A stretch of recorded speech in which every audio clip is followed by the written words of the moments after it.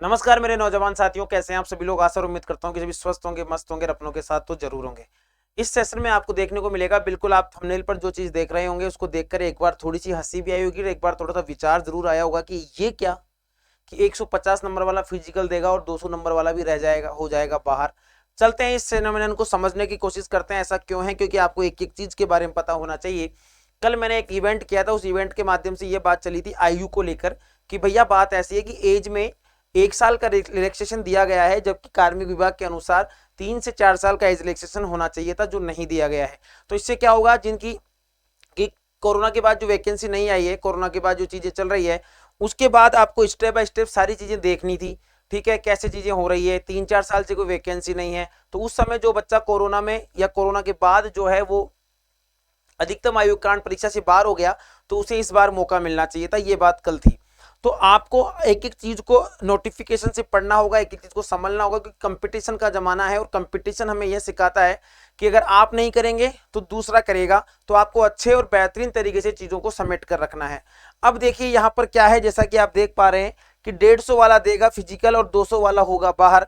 इसमें गणित समझने की आप कोशिश करिएगा, जो मैं आपको समझाने की कोशिश करता हूं। ऐसा क्यों हो सकता है, तो चलिए, ऐसा इसलिए हो सकता है कि देखो, इन्होंने क्या कहा है कि 40% वाला और 36% वाला, ये कैटेगरी आप अपने हिसाब से देखना। 40% वाला मतलब जनरल का है, 36% कैटेगरी में है, वो फॉर्म फिल करेगा। क्या फॉर्म फिल करेगा? ठीक है, इस फॉर्म फिल करने के बाद फिजिकल देना होगा। क्या देना होगा? फिजिकल देना होगा। अब इसमें देखो चीजें कैसे होगी।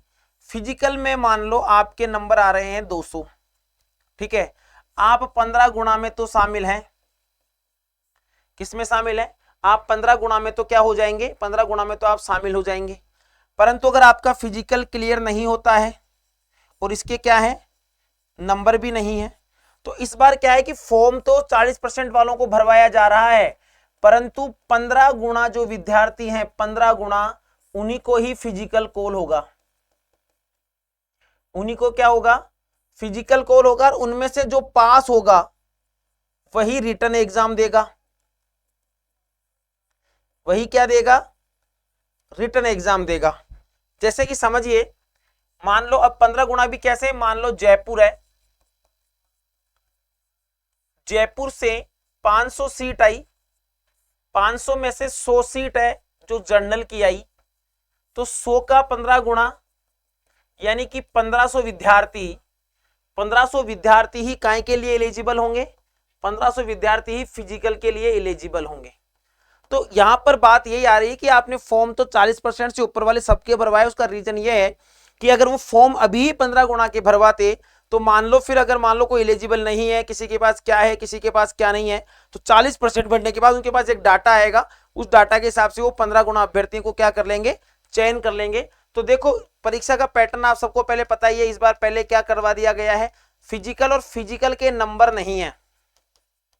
फिजिकल के क्या है, नंबर नहीं है। तो फिजिकल केवल क्वालिफाइंग एग्जाम रह गया है, यानी क्वालिफाइंग क्राइटेरिया है।